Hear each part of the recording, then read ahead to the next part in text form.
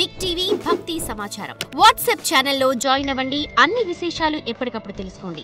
అసలు ఏ పని చేయకుండా కూడా మీకు కావాల్సింది జరిగేలా చేయవచ్చు. మీరు గనక ఈ 4 పార్శ్వాలను ఒకే దిశలో కేంద్రీకరించి ఒక నిర్దిష్ట కాలం పాటు తదేక దృష్టితో అలా ఉంచగలిగితే అది సాధ్యం. అతను శివుడు తన కోసం అది చేస్తాడు అనుకుంటాడు, అది అలాగే జరుగుతుంది కూడా. అంటే శివుడు వచ్చి మీకు ఇల్లు కట్టిస్తాడా? లేదు. మీరిది అర్థం చేసుకోవాలి. దేవుడు మీకోసం తన చిటికన వేలును కూడా ఎత్తాడు.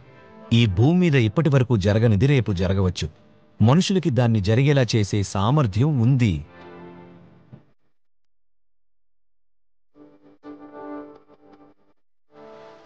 ఈ భూమి మీద మానవులుగా మనం సృష్టించిన ప్రతిదీ కూడా ప్రాథమికంగా ముందు మన మనసులో సృష్టించబడింది. ఈ భూమిపై మీకు కనిపించే ప్రతి మానవ నిర్మాణం కూడా ముందు అది మన మనసులో వ్యక్తమై ఆ తర్వాత ఈ బాహ్య ప్రపంచంలో వాస్తవ రూపాన్ని పొందింది. ఈ భూప్రపంచం మీద మనం ఆవిష్కరించిన అద్భుతమైన విషయాలు, అలాగే జుగుప్సాకరమైన విషయాలు రెండూ కూడా మన మానవ మనసు నుంచి వచ్చాయి. కాబట్టి మనం బాహ్య ప్రపంచంలో సరైన విషయాలను సృష్టించాలనుకున్నప్పుడు మొదట మన మనసులో సరైన విషయాలను ఎలా సృష్టించాలో నేర్చుకోవడం చాలా ముఖ్యం. మన మనసును మనకు కావాల్సినట్టుగా ఉంచుకోగల శక్తి మనకి లేకపోతే బాహ్య ప్రపంచంలో మనం సృష్టించే ఫలితాలు కూడా పూర్తిగా అస్తవ్యస్తంగా ఉంటాయి. కాబట్టి మన మనసును మనకి కావలసినట్టుగా నిర్వహించడం ఎలాగో నేర్చుకోవడం అనేది ప్రపంచాన్ని మనకు నచ్చినట్టుగా సృష్టించడానికి ఆధారమవుతుంది. యోగా సాంప్రదాయంలో ఒక అద్భుతమైన కథ ఉంది. ఒక రోజున ఒక వ్యక్తి అలా నడుస్తూ వెళ్తున్నాడు. ఊరికే అలా లాంగ్ వాక్ వెళ్తున్నాడు. అనుకోకుండా, తనకి తెలియకుండా అతను స్వర్గంలోకి ప్రవేశిస్తాడు. చాలా అదృష్టవంతుడు కదా. He just took a walk and he landed up in paradise. చాలాసేపు నడవడంతో అతనికి కాస్త అలసటగా అనిపించింది. దాంతో అతను నేను అలసిపోయాను, ఎక్కడైనా కాస్త విశ్రాంతి తీసుకోగలిగితే బావుండు అనుకున్నాడు. అటు ఇటు చూశాడు. అక్కడ ఒక మంచి చెట్టు కనిపించింది. దాని కింద మెత్తటి గడ్డి అచ్చం పరిచినట్టుగా ఉంది. అది చూసి అతను అక్కడికి వెళ్ళి హాయిగా తలవాల్చి నిద్రపోయాడు. కొన్ని గంటల తర్వాత అతను లేచాడు. బడలిక తీరింది. అబ్బా, మంచి విశ్రాంతి దొరికింది. కాని నాకు ఆకలేస్తోంది, తినడానికి ఏదైనా దొరికితే బావుండు అనుకున్నాడు. తన జీవితంలో తాను తినాలని కోరుకున్న వాటన్నిటి గురించి గుర్తు చేసుకున్నాడు. ఉన్న పళంగా అతను తలుచుకున్న పదార్థాలన్నీ అతని కళ్ల ముందు ప్రత్యక్షమైపోయాయి. మీరిది అర్థం చేసుకోవాలి. అక్కడ సౌకర్యాలు అలా ఉంటాయి. మరి ఆకలితో ఉన్నవారు ప్రశ్నలు వేయరు. ఆహారం వచ్చింది, అతను తిన్నాడు. అతని కడుపు నిండిపోయింది. ఇక అప్పుడు అతను కడుపు నిండిపోయింది, తాగడానికి ఏదైనా ఉంటే బాగుండు అనుకున్నాడు. అతను తన జీవితంలో తాగాలి అనుకున్నవన్నీ అతను తలుచుకోగానే అతని కళ్ల ముందు ప్రత్యక్షమైపోయాయి. తాగేవారు కూడా ప్రశ్నలు వేయరు కాబట్టి వెంటనే తాగేశాడు.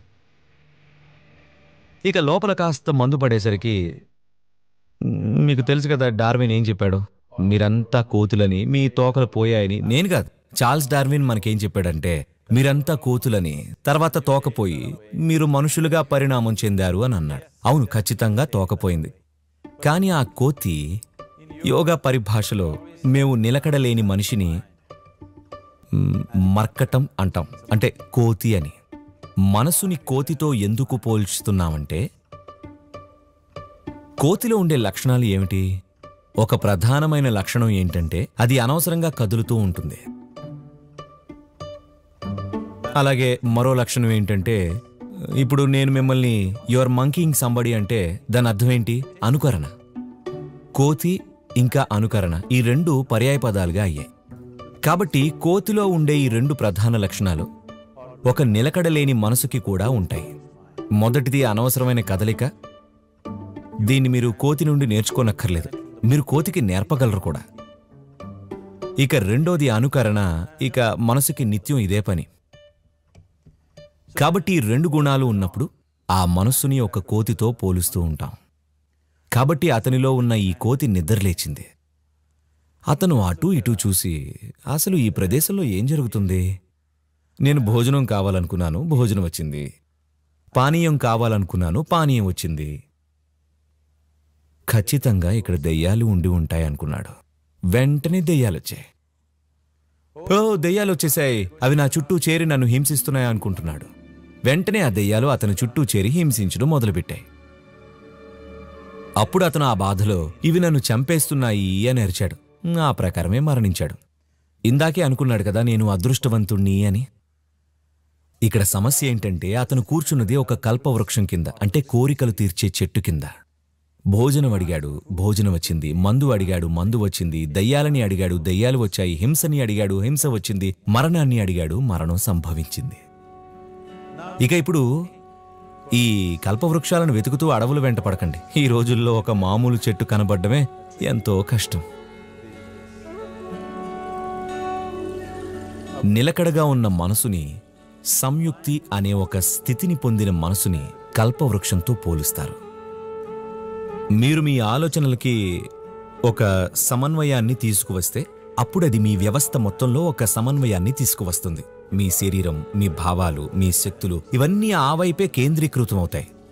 ఒకసారి మీలోని ఈ 4 పార్శ్వాలు, అంటే మీ భౌతిక శరీరం, మీ బుద్ధి, మీ భావోద్వేగం, ఇంకా మీ ప్రాథమిక జీవశక్తులు, ఈ 4 ఒకవైపుకి కేంద్రీకరించబడి ఉంటే ఇక అప్పుడు మీరు కోరుకునేది ఏదైనా సరే అది జరిగిపోతుంది. నిజానికి మీ చిటికెన వేలు కూడా ఎత్తనవసరం లేదు. మీరు చేసే పని అది జరిగేలా చేయడంలో సహాయపడుతుంది. కానీ అసలు ఏ పని చేయకుండా కూడా మీకు కావాల్సింది జరిగేలా చేయవచ్చు. మీరు గనక ఈ 4 పార్శ్వాలను ఒకే దిశలో కేంద్రీకరించి ఒక నిర్దిష్ట కాలం పాటు తదేక దృష్టితో అలా ఉంచగలిగితే అది సాధ్యం. ప్రస్తుతం మీ మనసుతో వచ్చిన సమస్య ఏంటంటే ప్రతి క్షణం అది తన దిశను మార్చుకుంటూ ఉంటుంది. అదెలా అంటే మీరు పలానా చోటకు వెళ్లాలనుకుంటున్నారు, కానీ ప్రతి 2 అడుగులకి మీరు మీ దిశను మార్చేస్తూ ఉంటే ఏదో యాదృచ్ఛికంగా జరిగితే తప్ప మీరు ఆ గమ్యాన్ని చేరడం అనేది పూర్తిగా ప్రశ్నార్థకమైపోతుంది. కాబట్టి మన ఆలోచనల్లో సమన్వయాన్ని తీసుకురావడం, తద్వారా మన వ్యవస్థ మొత్తంలో ఒక సమన్వయాన్ని తీసుకువచ్చి ఈ 4 పార్శ్వాలని ఒకే దిశలో కేంద్రీకరించగలిగితే ఇక అప్పుడు మీరు గమనిస్తారు, మీకు మీరే ఒక కల్పవృక్షం అవుతారు. మీరు ఏది కోరుకున్నా సరే అది జరుగుతుంది. కానీ ప్రస్తుతం మీ జీవితాలను మీరు గమనిస్తే ఇప్పటి వరకు మీరు కోరుకున్నవన్నీ నిజంగా జరిగితే ఇక మీ పనైపోయినట్టే. మీరు కోరుకున్న వస్తువులు, కోరుకున్న వ్యక్తులు గనుక ఈ రోజే మీ ఇంట్లో మీ కళ్ల ముందు ప్రత్యక్షమైతే మీరు వాటితో జీవించగలిగేవారా? ఒకసారి మనకి ఇటువంటి శక్తి లభించినప్పుడు గుర్తుంచుకోండి, మన భౌతిక చర్య, మన మానసిక చర్య, భావోద్వేగ చర్య, ఇంకా శక్తికి సంబంధించిన చర్య అనేవి మన నియంత్రణలో ఉండి సరైన దిశలో వినియోగపడడం అనేది చాలా ముఖ్యం. లేదంటే మనం వినాశకారులం అవుతాం. అది మన వినాశనానికి దారితీస్తుంది. ప్రస్తుతం మన సమస్య అదే. ఏ సాంకేతికత అయితే మన జీవితాలని అందంగా, సునాయాసంగా మార్చడానికి రూపొందించబడిందో అదే సాంకేతికత మన సమస్యలన్నిటికీ మూలమైంది. కాబట్టి ఏదైతే ఒక వరం అయి ఉండాల్సిందో దాన్ని మనం ఒక శాపంగా మార్చుకుంటున్నాం. గత 100 సంవత్సరాలుగా ఏదైతే మనకి ఎన్నో సౌఖ్యాలను, సుఖాలను చేకూర్చిందో అదే ఇప్పుడు మన మనుగడకి ఒక ముప్పుగా కూడా మారిపోయింది. ఎందుకంటే మన చర్యలని మనం ఎరుకుతో నిర్ణయించడం లేదు. చెయ్యక తప్పదు అనే నిర్బంధ స్థితి నుండి మనం చర్యలు చేస్తున్నాం. కాబట్టి మన ఆలోచనల్లో సమన్వయాన్ని తీసుకురావడం అంటే నిర్బంధంగా చర్యలు చేసే స్థితి నుండి ఎరుకతో చర్యలను నిర్ణయించుకునే స్థాయికి చేరుకోవడం అన్నమాట. మీరు కొందరి గురించి వినే ఉంటారు. వాళ్ళు ఏదో కోరుకుంటారు, అన్ని అంచనాలను తారుమారు చేస్తూ నిజంగానే వాళ్ళకది లభిస్తుంది. సాధారణంగా విశ్వాసంతో ఉండే వాళ్ళకి ఇలా జరుగుతూ ఉంటుంది. ఇప్పుడు మీరు ఒక ఇల్లు కట్టాలి అని అనుకుంటున్నారు అనుకుందాం. మీరు గనక ఇలా, నేను ఒక ఇల్లు కట్టాలి, ఇల్లు కట్టాలంటే నాకు ఒక 50 లక్షలు కావాలి, కానీ నా జేబులో 50 రూపాయలు మాత్రమే ఉన్నాయి, కనుక కుదరదు అని ఆలోచించడం మొదలు పెట్టారనుకోండి. మీరు కుదరదు అని అన్న క్షణమే మీరు నాకు వద్దు అని కూడా అనుకుంటున్నట్టే. కాబట్టి ఒక స్థాయిలో నాకు అది కావాలి అని కోరికను సృష్టిస్తూనే మరొక స్థాయిలో నాకు వద్దు అంటున్నారు. కాబట్టి ఈ సంఘర్షణలో అది జరగకపోవచ్చు. ఎవరైనా విశ్వాసం ఉన్న ఒక వ్యక్తి భగవంతుడి మీదో, ఒక ఆలయం మీదో, ఏదో ఒక దాని మీదో విశ్వాసం, సరళమైన మనసు గల వ్యక్తి. నమ్మకం అనేది కేవలం సరళమైన మనసు గల వారికి మాత్రమే పనిచేస్తుంది. ఆలోచించే వారికి, మరీ అతిగా ఆలోచించే వారికి అది ఎప్పుడూ పనిచేయదు. ఒక పసిపిల్లాడి లాంటి మనసు కలిగి తన దేవుడి మీదో, గుడి మీదో ఒక నమ్మకం గల వ్యక్తి అతను గుడికి వెళ్ళి, శివా నాకు ఇల్లు కావాలి, ఎలా అన్నది నాకు తెలీదు, నాకు నువ్వు ఇవ్వాలి అంతే అంటే ఇప్పుడు అతని మనసులో ఏ ప్రతికూల ఆలోచనలు ఉండవు. అది జరుగుతుందా, జరగదా, కుదరదా, కుదురుతుందా, ఈ ఆలోచనలు అన్నిటినీ ఈ నమ్మకం అనే సరళమైన పని తుడిచిపెట్టేస్తుంది. శివుడే తన కోసం చేస్తాడని అనుకుంటాడు, అది జరుగుతుంది కూడా. అంటే శివుడు వచ్చి మీకు ఇల్లు కట్టిస్తాడా? లేదండి. మీరిది అర్థం చేసుకోవాలి. దేవుడు మీకోసం తన చిటికెన వేలును కూడా ఎత్తాడు. మీరు భగవంతుడు అని పిలుస్తున్నది ఈ ఉనికి మూలాన్ని. ఒక సృష్టికర్తగా ఆయన అద్భుతమైన సృష్టిని చేశాడు, అందులో ప్రశ్నే లేదు. ఇంతకన్నా గొప్ప సృష్టిని మీరు ఊహించగలరా చెప్పండి? ఇప్పుడు ఉన్న సృష్టి కన్నా మరింత ఉన్నతమైనది ఎవరైనా ఊహించగలరా చెప్పండి? ఒక సృష్టికర్తగా తన పనిని తాను అద్భుతంగా చేశాడు. కానీ మీరు మీ జీవితం మీకు కావలసినట్టుగా జరగాలి అంటే, ఎందుకంటే మీ శ్రేయస్సు ఇంకా ఆనందం ముఖ్యంగా ఆధారపడి ఉండేది దీనిమీదే. ఒకవేళ మీకు దుఃఖం అనేది కలిగితే, మీరు దుఃఖపడ్డానికి గల ఒకే ఒక కారణం జీవితం మీరు అనుకుంటున్నట్టుగా జరగడం లేదు. ఇదే కారణం, అంతే కదా? కాబట్టి జీవితం మీరు జరగాలి అనుకున్న విధంగా జరగకపోతే మీరేం చేస్తారు? మీరు ఖచ్చితంగా దుఃఖపడతారు. జీవితం మీరు జరగాలి అనుకున్న విధంగా జరిగితే అప్పుడు మీరు సంతోషంగా ఉంటారు. విషయం అంత సులువైనది. కాబట్టి జీవితం మీరు జరగాలి అనుకున్న విధంగా జరగాలి అంటే ముందు మీరు ఎలా ఆలోచిస్తారు, ఎంత ఏకాగ్రతతో ఆలోచిస్తున్నారు, మీ ఆలోచనల్లో ఎంత నిలకడ ఉంది, ఇంకా మీ ఆలోచనల ప్రక్రియ ఎంత బలంగా ఉన్నాయి అన్నది మీ ఆలోచన నిజమవుతుందా లేక ఒక ఆలోచనగానే మిగిలిపోతుందా అన్న దాన్ని నిర్ణయిస్తుంది.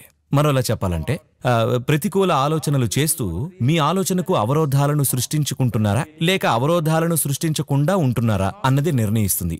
ఇది సాధ్యమా, సాధ్యం కాదా అన్న ఆలోచన ప్రస్తుతం మానవాళిని నాశనం చేస్తుంది. ఏది సాధ్యం, ఏది సాధ్యం కాదు అనేది మీ పని కాదు, అది ప్రకృతి పని. మీ పని కేవలం మీకు కావాల్సిన దానికోసం కృషి చేయడమే. ప్రస్తుతం మీరు ఇక్కడ కూర్చొని ఉన్నారు. నేను మిమ్మల్ని 2 సులువైన ప్రశ్నలు అడుగుతాను. మీరు వీటిని సరిగ్గా విని సమాధానం చెప్పాలి. ప్రస్తుతం మీరు కూర్చున్న చోట నుంచి మీరు ఎగిరిపోతారా? మీరు లేదు అంటారు. ఇప్పుడు మీరు కూర్చున్న చోట నుంచి మీరు లేచి నడవగలరా? అవును అంటారు. దేని ఆధారంగా చెప్తున్నారు? ఎగరడం సాధ్యపడదని, నడవడం సాధ్యమవుతుందని ఎందుకు అంటున్నారు? ఎందుకంటే జీవితంలోని గత అనుభవం. మీరు ఎన్నోసార్లు లేచి నడిచారు, కానీ మీరు ఎప్పుడూ ఎగరలేదు. మరోలా చెప్పాలంటే, ఏదైనా సాధ్యపడుతుందా లేదా అన్న విషయాన్ని నిర్ణయించడానికి మీరు మీ జీవితంలోని గత అనుభవాన్ని ప్రాతిపదికగా ఉపయోగిస్తున్నారు. మరో మాటలో చెప్పాలంటే, ఇప్పటి వరకు ఏదైతే జరగలేదో అది ఇక ముందు కూడా జరగదు అని మీరు నిర్ణయిస్తున్నారు. అవునా కాదా? మానవాళికి, మానవ స్ఫూర్తికి ఇది ఒక అవమానం. ఇప్పటి వరకు ఈ భూమి మీద జరగనిది రేపు జరగవచ్చు. రేపు దాన్ని జరిగేలా చేసే సామర్థ్యం మనుషులకి ఉంది. కాబట్టి ఏది సాధ్యం, ఏది సాధ్యం కాదు అనేది మీ పని కాదు, అది ప్రకృతి పని. అది చూసుకుంటుంది. మీరు చేయాల్సిందల్లా మీకు నిజంగా ఏం కావాలో చూసి దానికోసం కృషి చేయడమే. మీరు గనక బలమైన ఆలోచనను సృష్టిస్తే, దాని తీక్షతని తగ్గించే ఎటువంటి ప్రతికూల ఆలోచనలు లేకుండా ఉంటే, అసలు మీరు చేయవలసిన మొదటి పని ఏంటంటే, మీకు నిజంగా ఏం కావాలి అన్న దానిపైన మీకు స్పష్టత ఉండాలి. మీకేం కావాలి అన్నదే మీకు తెలియకపోతే దాన్ని సృష్టించే ప్రశ్నే తలెత్తదు. మీకేం కావాలి అనేది ఒకసారి గమనిస్తే, ప్రతి మనిషి కోరుకునేదేంటంటే, అతను ఆనందంగా జీవించాలనుకుంటాడు, ప్రశాంతంగా జీవించాలనుకుంటాడు, తన సంబంధాలలో ప్రేమతో, ఆప్యాయతతో ఉండాలనుకుంటాడు. మరోలో చెప్పాలంటే, ఏ మనిషి అయినా సరే తాను కోరుకునేదేంటంటే, తన లోపల ఆహ్లాదం, తన చుట్టూ ఆహ్లాదం. ఈ ఆహ్లాదమే మన శరీరంలో కలిగితే దాన్ని మనం ఆరోగ్యం ఇంకా సుఖం అంటాం. అది మన మనసులో కలిగితే మనం దాన్ని ప్రశాంతత ఇంకా ఆనందం అంటాం. అదే మన భావోద్వేగాల్లో కలిగితే దాన్నే ప్రేమ ఇంకా కరుణ అంటాం. అదే గనుక మన శక్తిలో జరిగితే దాన్ని పారవస్యం ఇంకా పరమానందం అంటాం. మానవుడు వెతుకుతున్నది ఇదే. అతడు ఆఫీస్కి ఉద్యోగం చేయడం కోసం వెళ్ళినా, డబ్బు సంపాదించాలి అనుకున్నా, ఒక వృత్తి చేపట్టినా, కుటుంబాన్ని సాకుతున్నా, బార్లో కూర్చున్నా, గుళ్ళో కూర్చున్నా, ఏం చేసినా అతను వెతుకుతున్నది ఒకటే, తన లోపల ఆహ్లాదం, తన చుట్టూ ఆహ్లాదం. మనం సృష్టించాలని అనుకుంటున్నది ఇదే అయినప్పుడు, ఇది సూటిగా దాన్ని లక్ష్యం పెట్టుకొని దాన్ని సృష్టించేందుకు పూనుకోవాల్సిన సమయం అనుకుంటున్నాం. కాబట్టి మీకోసం మీరు సృష్టించాలి అనుకుంటున్నది, మీరు ఒక ప్రశాంతమైన మనిషిగా, ఆనందకరమైన వ్యక్తిగా, ప్రేమతో నిండిన మనిషిగా, అన్ని స్థాయిల్లోనూ ఆహ్లాదంగా ఉన్న మనిషిగా ఉండడం. అలాగే మీకు ఇదే విధమైన ప్రపంచం కూడా కావాలా? ప్రశాంతమైన, ప్రేమతో నిండిన ప్రపంచం, ఆనందంతో నిండిన ప్రపంచం. లేదు నాకు పచ్చదనం కావాలి, ఆహారం కావాలి అంటారా? ఆనందంతో నిండిన ప్రపంచం అన్నప్పుడు మీకు కావాల్సిందంతా అందులోనే ఉంటుంది.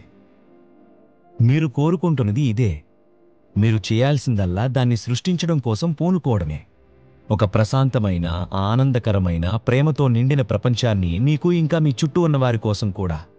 ప్రతిరోజు ఉదయం మీరు మీ రోజుని మనసులో ఈ చిన్న ఆలోచనతో మొదలు పెడితే, ఇవాళ నేను ఎక్కడికెళ్ళినా నేను ఒక ప్రశాంతమైన, ప్రేమతో నిండిన, ఆనందకరమైన ప్రపంచాన్ని సృష్టిస్తాను అని అనుకున్నట్లయితే, మీరు రోజులో ఒక 100 సార్లు కింద పడిపోయినా సమస్య ఉంది. నిశ్చయ చిత్తంతో ఉన్న మనిషికి ఓటమనేదే ఉండదు. 100 సార్లు కింద పడితే ఒక 100 జీవిత పాఠాలు నేర్చుకుంటారు. మీకు నిజంగా ముఖ్యమైన వాటిని సృష్టించడానికి ఇదే విధంగా పూనుకుంటే అప్పుడు మీ ఆలోచనల్లో సమన్వయం వస్తుంది. ఒక్కసారి మీ ఆలోచనల్లో సమన్వయం వస్తే మీరు ఎలా ఆలోచిస్తారో అలానే భావిస్తారు. ఒకసారి మీ ఆలోచన భావోద్వేగాలు వ్యవస్థీకృతమైతే మీ శక్తుల్లో కూడా సమన్వయం వచ్చి అదే దిశగా కేంద్రీకరించబడతాయి. ఒకసారి మీ ఆలోచన భావోద్వేగం ఇంకా శక్తుల్లో సమన్వయం వస్తే అప్పుడిక మీ శరీరంలో కూడా సమన్వయం వస్తుంది. ఒకసారి ఈ 4 గనక ఒకే దిశలోకి కేంద్రీకరించబడితే మీకు కావలసిన దాన్ని సృష్టించి నిజం చేసుకునే మీ సామర్థ్యం అద్భుతంగా ఉంటుంది. మీ ఉనికికి మూలమైనది మీ జీవితంలోని ప్రతిక్షణం మీలో పనిచేస్తూనే ఉంది. కానీ ఇక్కడ ప్రశ్న ఏంటంటే, అది మీ అందుబాటులో ఉందా లేదా అన్నదే ప్రశ్న. మీ జీవితంలోని ప్రాథమికమైన ఈ 4 అంశాలలో సమన్వయాన్ని తీసుకురావడం అనేది అది మీ అందుబాటులోకి వచ్చేలా చేస్తుంది. ఇది చేయడానికి ఎన్నో సాధనాలు, సాంకేతికతలు ఉన్నాయి. యోగ శాస్త్రం మొత్తం, మనం యోగా అని పిలిచే శాస్త్రం మొత్తం దీని గురించే. అదేంటంటే మిమ్మల్ని మీరు సృష్టిలో ఒక భాగంగా ఉండడం నుంచి ఒక సృష్టికర్తగా పరిణామం చెందించుకోవడం గురించే. ఇదే నా కోరిక, ఇంకా నా ఆశీర్వాదం. ఈ ప్రపంచంలోని ప్రతి మనిషికి తనలో ఉన్న సృష్టి మూలాన్ని తాకే సామర్థ్యం ఉండాలి. తద్వారా అతను ఇక్కడ ఒక సృష్టికర్తగా వ్యవహరించగలగాలి, సృష్టిలో ఒక భాగంగా కాదు. For more videos like this, subscribe Big TV channel.